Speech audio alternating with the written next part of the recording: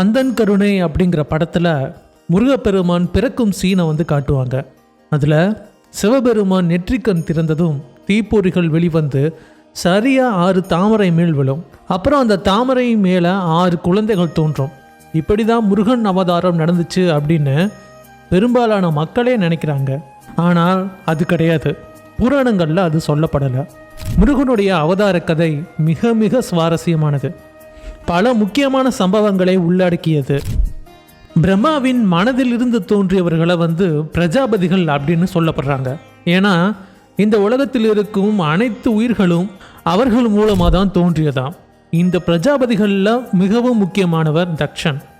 இவர் தன்னுடைய மகளான சதிதேவியை சிவபெருமானுக்கு திருமணம் செஞ்சு கொடுத்துருக்காரு. ஆனால் இவருக்கு சிவபெருமான் மேலே மிகுந்த பொறாமை. ஏன்னா என்னுடைய மகளை தான் நான் சிவபெருமானுக்கு கல்யாணம் பண்ணி கொடுத்துருக்கேன். நியாயமாக பார்த்தால் சிவனை விட எனக்கு தான் அதிக புகழ் கிடைக்கணும். ஏன் சிவனே எனக்கு மரியாதை கொடுக்கணும். ஆனால் சிவபெருமான் என்னை மதிக்கிறது கிடையாது. சிவபெருமான் நானும் ஒரு சபையில் இருந்தோம் அப்படின்னா என்னை விட சிவபெருமானுக்கு தான் அதிக மதிப்பு கிடைக்கிது.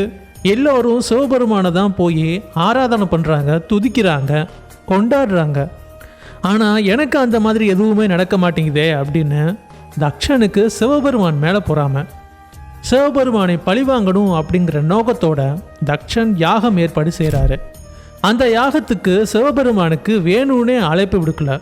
இருந்தாலும் சதிதேவி தன்னுடைய வீட்டில் நடக்கும் யாகத்துக்கு நாம் போகாமல் இருந்தால் எப்படி அப்படின்னு அழைப்பு வராமலேயே யாகத்துக்கு நான் போகிறேன் அப்படின்னு சிவபெருமான் கிட்ட தன்னுடைய விருப்பத்தை சொல்லியிருக்காங்க.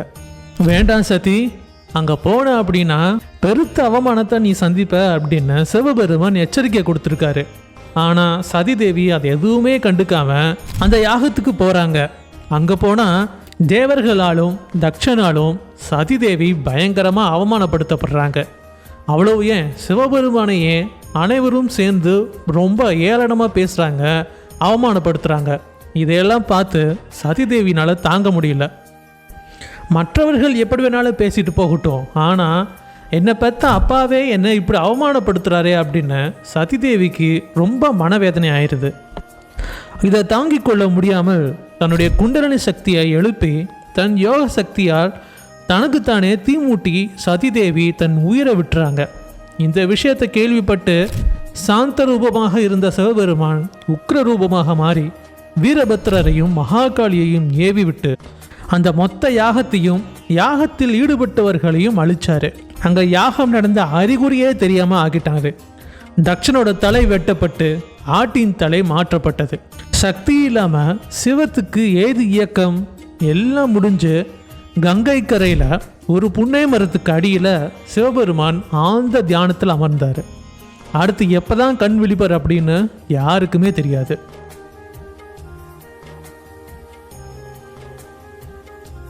தக்ஷனுக்கு மொத்தம் 60 மகள்களாம். அதில் 13 மகள்களை இன்னொரு பிரஜாபதியான கஷ்யப மகரிஷிக்கு திருமணம் முடித்து கொடுத்தாரு. இந்த 13 பேரில் மிகவும் முக்கியமானவங்க 2 பேர் இருக்காங்க, திதி, அதிதி. அனைத்து தேவர்களும் அதிதியின் மூலமாக தோன்றியவர்கள். அதே போல அனைத்து அசுரர்கள், ராட்சசர்கள் எல்லாம் திதியின் மூலமாக தோன்றியவர்கள். ஒரு சமயம் மிகுந்த மனவேதனையில் திதி பயங்கரமாக அழ ஆரம்பிச்சிட்டாங்க. இதை பார்த்த கஷ்யபருக்கு ரொம்ப கஷ்டமாயிடுது. திதி அழுவதற்கான காரணத்தை கஷ்யபர் கேட்டபோது, எனக்கு உடனடியாக குழந்தை வேண்டும், அதுவும் மிகுந்த பலசாலியாக இருக்கணும், தேவர்கள் அனைவரையும் ஜெயிக்கவும் ஆற்றல் கொண்டவனாக இருக்கணும், முக்கியமாக தேவேந்திரனை வீழ்த்தும் ஆற்றல் கொண்டவனாக இருக்கணும் அப்படின்னு கேட்டாங்க. திதியோட வேதனையும் ஆதங்கமும் கஷ்யப மகரிஷிக்கு புரியல. மிகுந்த கோபத்தோடு இருந்த திதி கிட்ட இந்த கோரிக்கைக்கான காரணம் என்ன திதி அப்படின்னு கஷ்யப மகரிஷி ரொம்ப பொறுமையாக கேட்க, அதற்கு திதி துக்கம் தொண்டையை அடைக்க சொல்கிறாங்க. என் கண்ணு முன்னாடியே என் குழந்தைகளை அந்த அதிதியின் வாரிசுகளான தேவர்கள் அழிக்கிறத என்னால் தாங்கிக் கொள்ள முடியல. அந்த தேவர்களின் தலைவனான இந்திரனை அழித்தால்தான் என்னுடைய வேதனை தீரும். அதனால் இந்திரனை ஜெயிக்கும் ஒரு புத்திரனை எனக்கு வரமாக நீங்கள் கொடுக்கணும் அப்படின்னு திதி கேட்டிருக்காங்க. திதியின் மனநிலையை கஷ்யபர் உணர்ந்தார். 1000 வருடங்கள் முறைப்படி நீ தவம் இருந்தால் உனக்கு அந்த புத்திரன் பிறப்பான் அப்படின்னு சொல்ல, இப்போது ராஜஸ்தானில் இருக்கிற புஷ்கரம் அப்படிங்கிற புனிதமான இடத்துல தூய்மையோடும் முழு கவனத்தோடும் விரதம் இருந்து தவம் செய்ய ஆரம்பிக்கும் போது சரியா இந்திரன் வருகை தராரு. திதி தன் தாயான அதிதியின் தங்கை அப்படிங்கிறதுனால திதியும் இந்திரனுக்கு தாய் போன்றவங்க தான். ஆகையால தன்னை கொல்வதற்காகவே குழந்தை வரம் வேண்டி திதி தவம் செய்கிறாங்க அப்படின்னு தெரிஞ்சும் திதிக்கு சேவை செய்ய விரும்பி இந்திரன் வராரு. திதியும் இந்திரனின் சேவையை ஏற்றுக்கிறாங்க. திதிக்கு எந்த ஒரு சந்தேகமும் வராதபடிக்கு ஒரு தாய்க்கு மகன் எப்படியெல்லாம் சேவை செய்வானோ அந்த மாதிரி இந்திரன் சேவை செய்கிறாரு. 1000 ஆண்டு முடிவுக்கு மீதம் 10 ஆண்டு மட்டுமே இருக்கும் நிலையில் தேவேந்திரனோட சேவையை பார்த்து திதி மன திருப்தி கொள்கிறாங்க. அவங்க மனசில் இருந்த பழி உணர்வு மறைஞ்சு பாசம் பொங்கியது. இந்திரனே, உன்னை அழிக்கிறதுக்காக தான் ஒரு புத்திரன் வேண்டி நான் தவம் செய்கிறேன். இது உனக்கும் தெரியும். இது தெரிந்தும் எனக்கு இவ்வளவு சேவை செய்கிறியே, எனக்கு மிகவும் சந்தோஷமாக இருக்கு. நீ கவலைப்பட வேணாம். என் புத்திரன் உனக்கு மிகவும் ஆதரவாக இருப்பான். நீ உன்னுடைய சகோதரனுடன் சேர்ந்து 3 உலகத்தையும் யாருடைய எதிர்ப்பும் இன்றி ஆளலாம். அனைத்து மேன்மைகளையும் அனுபவிக்கலாம் அப்படின்னு திதி சொன்னாங்க. தேவேந்திரன் சரி சரி அப்படின்னு எல்லாத்துக்கும் தலையாட்டிட்டு தன்னுடைய வாய்ப்புக்காக காத்திருந்தார். ஏன்னா இந்த குழந்தை பிறந்துச்சு அப்படின்னா ஒரு நாள் இல்லாட்டி ஒரு நாள் தன்னை எதிர்த்தால் நிலைமை கைமீறி போய்விடும். அதனால எப்படியும் இந்த குழந்தையை பிறக்க விடக்கூடாது அப்படின்னு இந்திரன் ரொம்பவே உறுதியா இருந்தார்.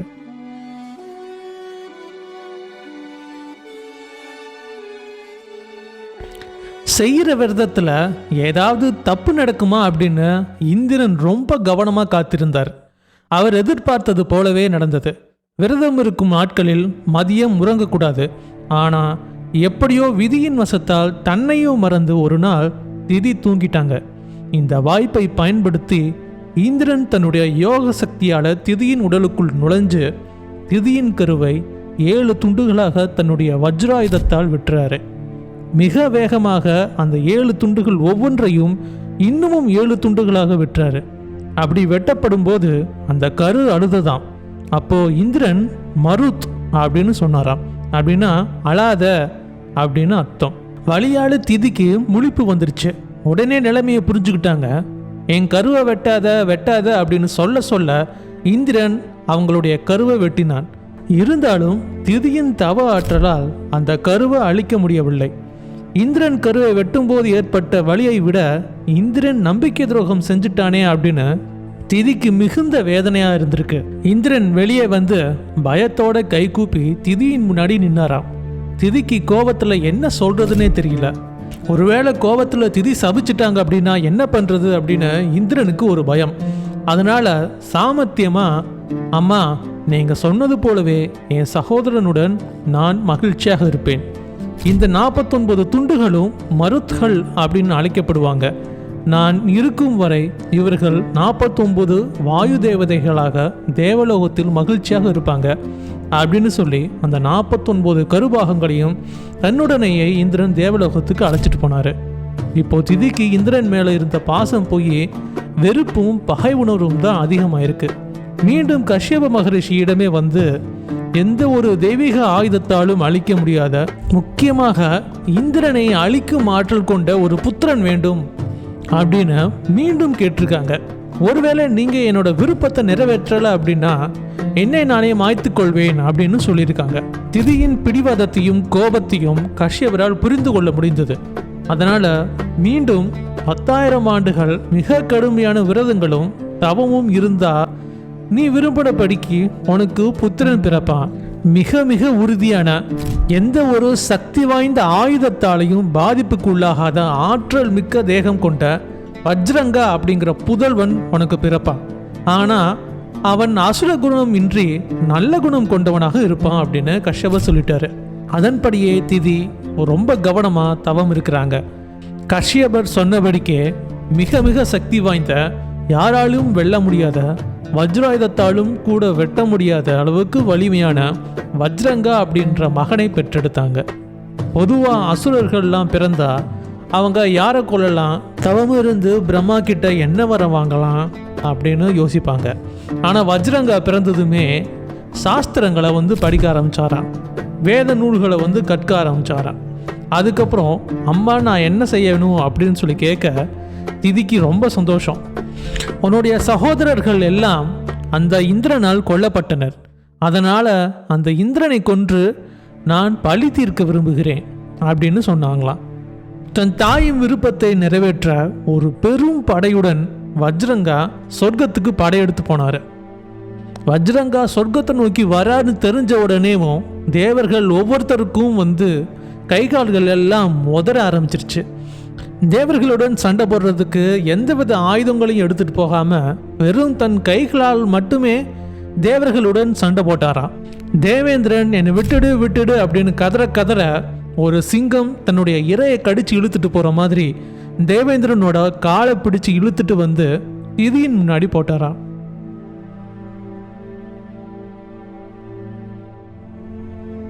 சரியாக அதே சமயம் இந்திரனை காப்பாத்துறதுக்கு பிரம்மாவும் கஷ்யப முனிவரும் அந்த இடத்துக்கு வந்துட்டாங்க. இந்திரன் இவங்களை பார்த்ததும் தன்னை காப்பாற்றும்படி கிட்டத்தட்ட பிச்சை எடுப்பது போல மன்றாடினாராம். அப்போ கஷ்யப ரிஷி வஜ்ரங்கா கிட்ட, இந்திரனை விடுதலை செய், அவனால உனக்கு எந்த ஒரு பலனும் இல்லை.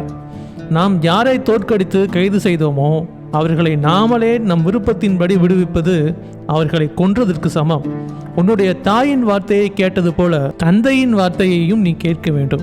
இந்திரனை விடுதலை செய்ய அப்படின்னு கஷ்யபர் சொல்ல இந்திரன் விடுவிக்கப்பட்டார். என் தாய் இந்திரனை ஜெயிக்கும்படி சொன்னதால் தான் இந்திரனை ஜெயித்தேன். மற்றபடி 3 உலகை ஜெயிக்க வேண்டும் அப்படிங்கிற ஆசை எனக்கு இல்லவே இல்லை. தவம் செய்வதில் தான் என்னுடைய நாட்டம் இருக்கு. ஆகையால் நான் தவம் செய்ய போகிறேன் அப்படின்னு வஜ்ரங்கா சொன்னார். மற்ற அசுரர்கள் மாதிரி இல்லாமல் நல்ல முடிவாக ஒரு அசுரன் எடுக்கிறானே அப்படின்னு பிரம்மதேவருக்கு ரொம்ப சந்தோஷம். அதே இடத்துல நல்ல அகன்ற கண்களை கொண்ட அழகான ஒரு பெண்ணை பிரம்மா படைக்கிறாரு. அவளுக்கு வாராங்கி அப்படின்னு பெயர் சூட்டுறாரு. அவள் வஜ்ரங்காவுக்காகவே படைக்கப்பட்ட பெண். அந்த பெண்ணுடனேயே வஜ்ரங்காவுக்கு திருமணமும் நடந்துருது. எல்லாரும் திருமணம் நடந்துச்சு அப்படின்னா பல கனவுகளோட அவங்களுடைய இல்லற வாழ்க்கையை ஆரம்பிப்பாங்க. ஆனால் இந்த தம்பதி தவம் செய்வதற்காக நல்ல அடர்ந்த காட்டு பகுதிக்குள்ளே போகிறாங்க. அங்கே வஜ்ரங்கா 4 திசைகளிலும் நெருப்பேற்றி அந்த நெருப்புக்கு மத்தியில் நின்று அன்ன ஆகாரம் எதுவுமே உட்கொள்ளாமல் மேல் நோக்கி கைகளை உயர்த்தி ஒரு மிக பயங்கரமான தவத்தை ஆயிரக்கணக்கான வருடங்கள் செஞ்சாராம். அந்த தவத்தின் பயனா அவருடைய உடம்பு ரொம்ப பிரகாசமாக ஒளிவிட ஆரம்பிச்சிருச்சான். அந்த தவம் முடிந்த பின் மீண்டும் ஒரு ஏரிக்குள்ள இறங்கி 1000 வருடம் தவம் செஞ்சாராம். அவரது மனைவி அவரை பத்தியே தியானம் பண்ணிக்கிட்டு அதே ஏரிக்கரையில தவம் செஞ்சாங்களாம். தன்னுடைய கணவர் உணவின்றி இருக்கிறதுனால தானும் உணவேதும் எடுத்துக்காம தவம் செஞ்சாங்களாம். இவர்கள் இருவரும் தவம் செய்யறது இவங்களோட மேன்மைக்காக. தேவர்களையும் இந்திரனையும் ஜெயிக்கணும் அப்படிங்கிற எண்ணமே இவங்களுக்கு கிடையாது. ஆனாலும் இந்திரனுக்கு ஒரு பயம். தவம் செஞ்சு வரம் வாங்கி நம்மளை விட பலசாலி ஆயிட்டாங்க அப்படின்னா நமக்கு தான் பிரச்சனை வரும். அதனால இவங்களோட தவத்தை பூர்த்தி அடைய விடக்கூடாது அப்படின்னு இந்திரன் முடிவெடுத்திருக்காரு. எவ்வளவுதான் பட்டாலும் இந்திரன் தன்னுடைய வேலையை காட்டிட்டு தான் இருந்திருக்காரு. நீருக்கடியில் அமர்ந்து தவம் செஞ்ச வஜ்ரங்காவை இந்திரனால எதுவும் செய்ய முடியல. ஆனா ஏரிக்கரையில் அமர்ந்து தவம் செஞ்ச வாராங்கியை குரங்கு வடிவம் எடுத்து அவங்கள பயமுறுத்திருக்காரு. அவங்களுடைய முடியை பிடிச்சு இழுத்து விடுறது, அவங்களுடைய முகத்தில் காயங்கள் ஏற்படுத்தி விடுறது, அது மட்டும் இல்லாமல் அவங்களுடைய ஒரு கண்ணை தொலைச்சிருக்காரு. இருந்தாலும் மிக தீவிரமாக தன்னுடைய மன உறுதியை விட்டு கொடுக்காம வாராங்கி தன்னுடைய தவத்தை தொடர்றாங்க. இருந்தாலும் இந்திரன் இதை விடுறதா இல்லை. குரங்காக சிறுநீரும் மலவும் கழித்தாராம் வாராங்கி மேலே. அதுக்கப்புறம் ஆட்டுக்கடை வடிவம் எடுத்து வாராங்கியை முட்டி மிகுந்த வலியை ஏற்படுத்தியிருக்காரு. அதுக்கப்புறமும் விடாம ஒரு பாம்பின் வடிவம் எடுத்து வாராங்கியோட கால்களை சுற்றி அவங்க தவம் செய்து கொண்டிருந்த அந்த இடத்திலிருந்து அவங்கள வெகு தூரத்துக்கு இழுத்துட்டு போயிட்டாராம். இப்படியே அளவுக்கு மிஞ்சிய இடையூறுகளை ஏற்படுத்தி துன்பம் கொடுத்திருக்காரு. ஆனாலும் வாராங்கியின் தவ ஆற்றலால் அவங்கள இந்திரனால கொல்ல முடியல.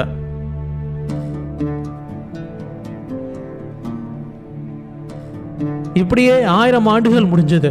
பிரம்மா வஜ்ரங்கா முன் தோன்றி என்ன வரம் வேணும் அப்படின்னு கேட்டா, அதுக்கு எனக்குள்ள எந்த அசுர உணர்வும் இருக்கக்கூடாது, இந்திரனின் ராஜ்யத்தின் மேல எனக்கு ஆசையே இருக்கக்கூடாது, எனக்குள் தவம் பக்தி நல்ல ஒழுக்கத்திற்கான தீவிரமான நாட்டம் மட்டுமே இருக்கணும் அப்படின்னு கேட்டாராம். பிரம்மாவுக்கு ஒரு அசுரன் இப்படி கேட்குறானே அப்படின்னு பெரும் ஆச்சரியம். சரிப்பா அப்படியே ஆகட்டும் அப்படின்னு அந்த வரத்தையும் கொடுத்துட்டாரு. 1000 வருடங்களாக உணவேதும் உட்கொள்ளாமல் காற்றை மட்டுமே உணவாக எடுத்துக்கொண்டு தவம் செஞ்ச வஜ்ரங்காவுக்கு இப்போதான் சாப்பிடணும் அப்படின்ற எண்ணமே வந்ததாம். கரையில் பார்க்குறாரு, அங்கே அவருடைய மனைவியை காணோம். அப்படியே போய் அவர் தங்கியிருந்த குடிலையும் பார்க்குறாரு, அந்த குடில் முழுக்க எரிஞ்சு கிடக்கு. தன்னுடைய மனைவியையும் காணல. தன் மனைவிக்கு எதுவும் ஆயிடுச்சோ அப்படிங்கிற அந்த பயத்தில் பல இடங்களில் வஜ்ரங்கா வாராங்கியை தேடுறாரு. அப்போ தான் நல்ல பிரம்மாண்டமான மரத்துக்கு பின்னாடி ஒரு பெண்ணின் அழுகுரல் கேட்டது. அது தன்னுடைய மனைவி அப்படின்னு வஜ்ரங்கா உணர்ந்தாரு. அங்கே வாராங்கின்னு சொல்லி கூப்பிட்டு அவங்கள பார்க்கலான்னு போனால் வாராங்கி அவங்கள பக்கத்திலே நெருங்க விடல.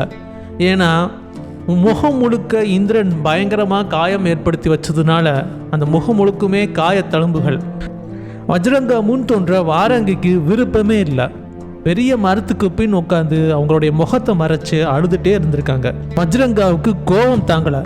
பெண்ணே, என் முன்னாடி தோன்றுவதற்கு ஏன் மறுக்கிறாய்?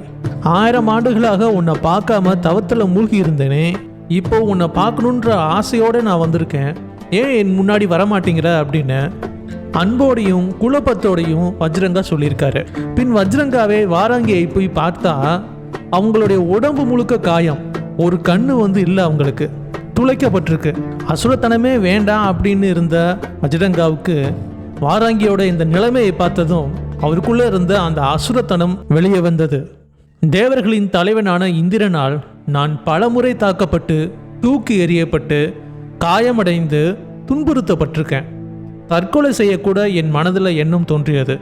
என் மீது உங்களுக்கு கருணை இருந்தால் இந்த கொடூரமான துயரத்தில் இருந்து என்னை காப்பாற்றும் ஒரு மகனை கொடுங்க அப்படின்னு வாராங்கி கேட்டாங்க.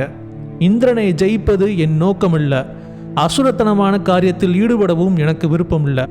இருந்தாலும் என் மனைவிக்கு துன்பம் கொடுத்ததற்கு இந்திரன் தண்டனையை அனுபவிச்சே ஆகணும் அப்படின்னு மனதில் தீவிரமான ஒரு உறுதியை எடுத்துக்கிட்டு கோபத்தில் கண் கலங்கி இந்திரனை பழிவாங்கும் நோக்கில் மீண்டும் ஒரு தவத்தை தொடங்கியிருக்காரு.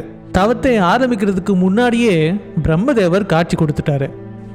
அன்ன ஆகாரமின்றி 1000 ஆண்டுகள் நீ செஞ்ச தவத்தின் காரணத்தால் உன்னிலிருந்து எழும்பும் இந்த அற்புதமான சக்தி வாய்ந்த தவ ஆற்றலை உலக உயிர்களால் தாங்க முடியலை. மீண்டும் தவத்தில் ஏன் ஈடுபடுகிறாய்? உன்னை தொடர்ந்து வருத்து கொள்ள வேண்டாம் அப்படின்னு பிரம்மதேவர் சொல்லியிருக்காரு. உன்னுடைய தேவை என்ன வஜ்ரங்கா அப்படின்னு கேட்க, என் மனைவிக்காக நான் கடுமையாக தவம் செய்வேன். தேவர்களின் அகந்தையை அடக்கும் ஒரு மகனுக்காக நான் தீவிரமாக முயற்சி செய்கிறேன் அப்படின்னு வஜ்ரங்கா சொல்லியிருக்காரு. அதுக்கு பிரம்மா, உன்னுடைய தவம் போதும், மூவுலகையும் ஆளப்போகும் ஒரு சக்தி வாய்ந்த மகன் உனக்கு பிறப்பான். தாரகன் அப்படிங்கிற பெயர் கொண்ட அவன் மிகவும் வலிமையானவன். அவனே தேவர்களுக்கு பெரும் துன்பமாவான். அளவுக்கு அதிகமாக உன்னை நீ வருத்திக்காத, உன் மனைவியுடன் சேர்ந்து சந்தோஷமாக இரு அப்படின்னு பிரம்மா சொல்லிட்டு சத்தியலோகம் போயிட்டாரு. வஜ்ரங்காவுக்கும் வாராங்கிக்கும் ரொம்ப சந்தோஷம். பிரம்மாவோட வரத்தின்படி வாராங்கி தாரகாசுரனை பெற்றெடுத்தாள்.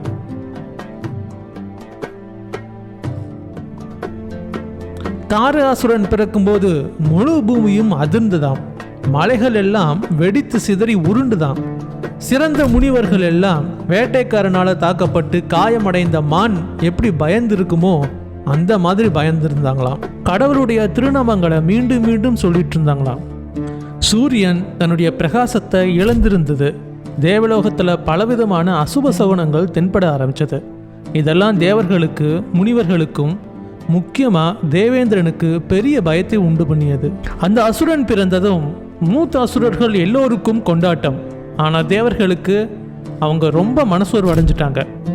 உரிய வயது வந்ததும் குரங்கன் மகிஷன் மாதிரியான இந்த மூத்த அசுரர்கள் எல்லாம் தாரகாசுரனை ஒரு பெரிய அசுர சாம்ராஜ்யத்துக்கு தலைவனாக முடிசூட்டினாங்க. தாரகாசுரனுக்கு ரொம்ப சந்தோஷம்.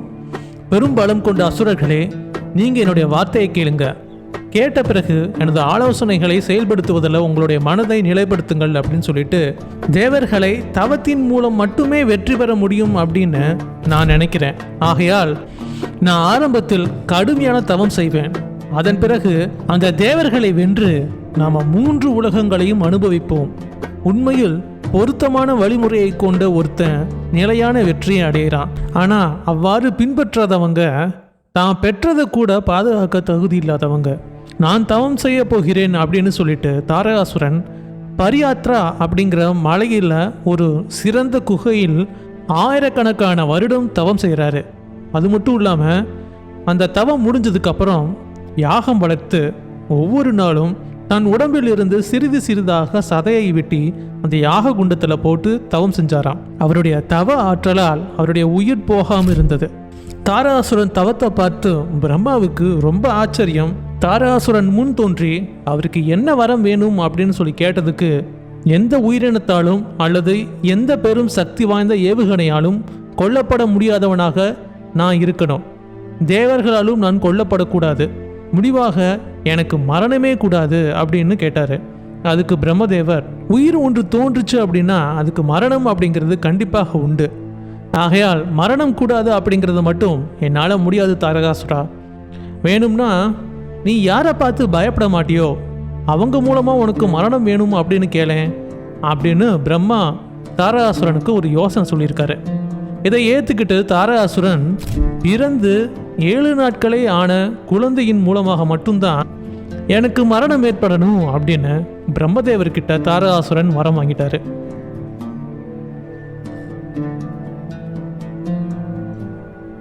வரம் வாங்கின கையோட ஜம்பா, குஜம்பா, மகிஷன், குஞ்சரா, மேஷா, காலனிமி, நிமி, மதனா, சம்பகா, சும்பா அப்படிங்கிற 10 அசுரர்கள் தலைமையிலான மிகப்பெரிய ஒரு படையை திரட்டி ஒவ்வொருத்தர் தலைமையின் கீழும் 1000 அசுரர்களை சேர்த்து கொண்டு இந்திரனையும் தேவர்களையும் பழி தீர்க்க தேவலோகத்துக்கு படையெடுத்து போறாரு தாரகாசுரன்.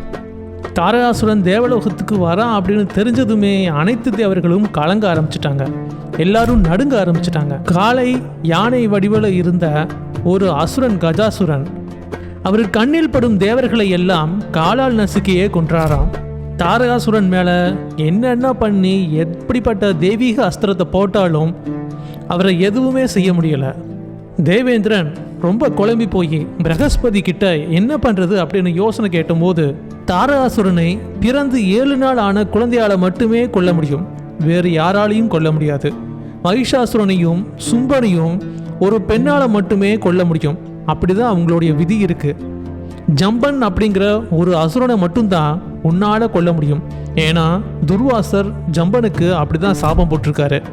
ஆகையால இந்திரன் ஜம்பன் அப்படிங்கிற அசுரனை மட்டும் கொண்டாரு. அடுத்து தாராசுரனை கொல்றதுக்கு எந்த ஒரு வழியும் இல்லாததுனால தேவர்கள் அனைவருமே சிதறி ஓடி இருக்காங்க. அப்படி ஓடும் தேவர்களை எல்லோரையும் தன்னுடைய படையை விட்டு பிடிச்சிட்டு வந்து கட்டி போட்டு ரொம்ப அவமானப்படுத்தியிருக்காரு தாரகாசுரன். தேவர்களை நான் விடுவிக்கிறேன், ஆனா அவங்க இங்க இருக்க கூடாது, 3 உலகங்களிலும் அவங்க குரங்காக மாறி சுற்றி திரியணும். யாகத்துல இடப்படும் ஹவிஸ் உணவை வந்து அவங்க யாருமே வாங்கக்கூடாது, அவங்க பதவிகளை அசுரர்களுக்கு கொடுத்துடணும் அப்படின்னு சொல்லிட்டு தேவேந்திரனோட கண்ணு முன்னாடியே தேவலோக சிம்மாசனத்தில் தாரகாசுரன் போய் உட்கார்றாரு. மற்ற அசுரர்களும் அந்தந்த தேவர்களோட பதவியை வந்து எடுத்துக்கிட்டாங்க. தாரகாசுரனே போனா போகுது அப்படின்னு தேவர்களை விடுதலை செஞ்சது தேவேந்திரனுக்கு பெருத்த அவமானமா போயிடுது. போறதுக்கு போக்கிடம் இல்லாமல் முடிவாக பிரம்மதேவரை போய் சரணடைஞ்சாங்க. தேவர்கள் அனைவரும் பிரம்மாவுடன் சேர்ந்து பலவிதமாக பேசி கலந்து ஆலோசித்து தாரகாசுரனுடைய மரணம் எப்படி இருக்கும் அப்படின்னு எல்லாரும் ரொம்ப தீவிரமாக யோசிச்சுட்டு இருக்காங்க. அப்போ பிரம்மா சொன்னார், தாரகாசுரன் பிறந்து 7 நாள் ஆன குழந்தையால் வதம் செய்யப்பட வேண்டும் அப்படிங்கிறது விதி. அப்படிப்பட்ட சக்தி வாய்ந்த குழந்தை பிறக்கணும்னா சிவபெருமானுக்கும் போன ஜென்மத்தில் சதி தேவியாக இருந்து தன் உயிரை விட்டு இந்த ஜென்மத்தில் இமயமலையின் தேவதையான ஹிமவானுக்கு மகளாக பிறந்த பார்வதிக்கும் திருமணம் நடக்கணும். இவங்களுக்கு பிறக்கும் குழந்தை தான் தாரகாசுரனை அழிக்கும் ஆற்றல் கொண்ட குழந்தையாக இருக்கும் அப்படின்னு பிரம்மா சொன்னாரு. ஆனா சிவபெருமான் ஆழ்ந்த தியானத்தில் இருக்காரு. சிவபெருமானை எப்படி எழுப்புறது? சிவபெருமான் காமதேவனை எரித்தது, சிவபெருமான் பார்வதி தேவிக்கும் நடந்த திருமணம், அதன் பின் ரொம்ப முக்கியமா முருகப்பெருமானோட அவதாரம், அப்புறம் முருகப்பெருமான் தாரகாசுரனை வதம் செஞ்சது. இது எல்லாத்தையும் நம்ம அடுத்த பகுதியில் பார்க்கலாம். நன்றி.